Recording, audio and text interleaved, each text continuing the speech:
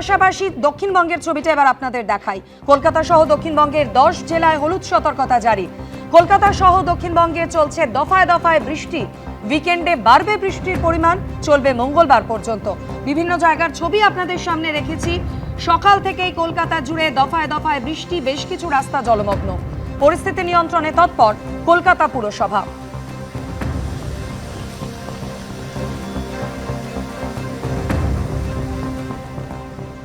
কলকাতা পুরসভায় এই মুহূর্তে নেই কোনো পুরবোর্ড, কিন্তু তাতেও শহরে জল জমার পরও সারাক্ষণ নজরদারিতে রেখেছেন কলকাতা পুরসভার কর্মীরা। আর সব কিছু মনিটরিং করছেন কিন্তু অ্যাডমিনিস্ট্রেটর স্মিতা পাণ্ডে।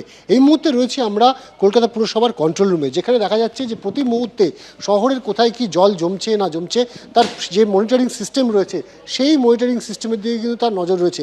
একদিকে আমরা দেখতে পাচ্ছি যে এখানে একটি স্ক্রিন, বড় স্ক্রিন, যে স্ক্রিনে কোথায় কত বৃষ্টি বা বৃষ্টির কি পূর্বাভাস, কী পরিস্থিতিতে রয়েছে সেইটা মনিটরিং হচ্ছে। আর অন্যদিকে সিসি ক্যামেরা, 9খানা ফ্রেম দেখা যাচ্ছে। এই যে সিসি ক্যামেরা রয়েছে, সেই সিসি ক্যামেরার উপরে নজর রাখা চলছে যে কোথায় কত পরিমাণ জল রয়েছে।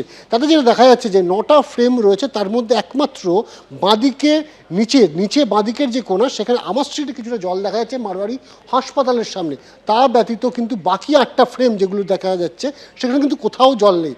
পুরসভার কর্মীরা কিন্তু প্রতি মুহূর্তে তারা আবহাওয়া দপ্তরের সঙ্গে যোগাযোগ রাখছে এবং তার পাশাপাশি তাদের যে সমস্ত প্রক্রিয়া থাকে জল জমার ক্ষেত্রে, যেমন বিভিন্ন জায়গায় সাকশন যে মেশিন স্ট্যান্ড বাই রাখা থেকে শুরু করে পাম্প স্ট্যান্ড বাই রাখা, সমস্ত ব্যবস্থা কিন্তু তারা রেখেছেন।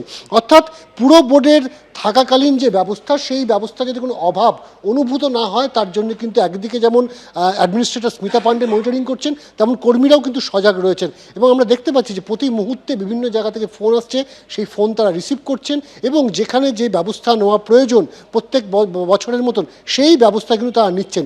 ফলত বলাই যায় যে এখনও পর্যন্ত শহরের যে বৃষ্টি সকাল থেকে হয়েছে, সেভাবে কোথাও কিন্তু বিরাট আকারে জল জমেনি। শুধুমাত্র আমার স্ট্রিটের একটা অংশে জল রয়েছে, পুরসভা সূত্রে এমনটাই জানা যাচ্ছে। অন্যদিকে যেটা সবচেয়ে বেশি পুরসভাকে চিন্তায় রেখেছে, সেটা হচ্ছে আগামী দুদিন পর অর্থাৎ রবিবার 21শে জুন বিশ্ব যোগা দিবস। এবং এই বিশ্ব যোগা দিবসে এবার 12তম যোগা দিবস পালন হবে আন্তর্জাতিকভাবে কলকাতা রেড রোডে। স্বাভাবিকভাবেই প্রধানমন্ত্রী নরেন্দ্র মোদী আসছে।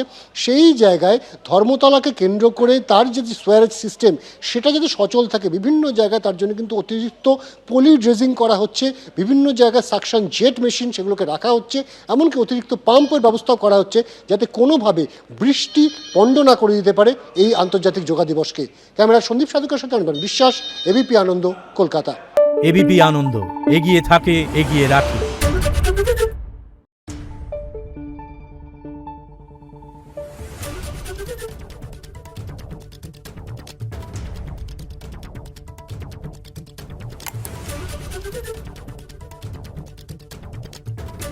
Thank you.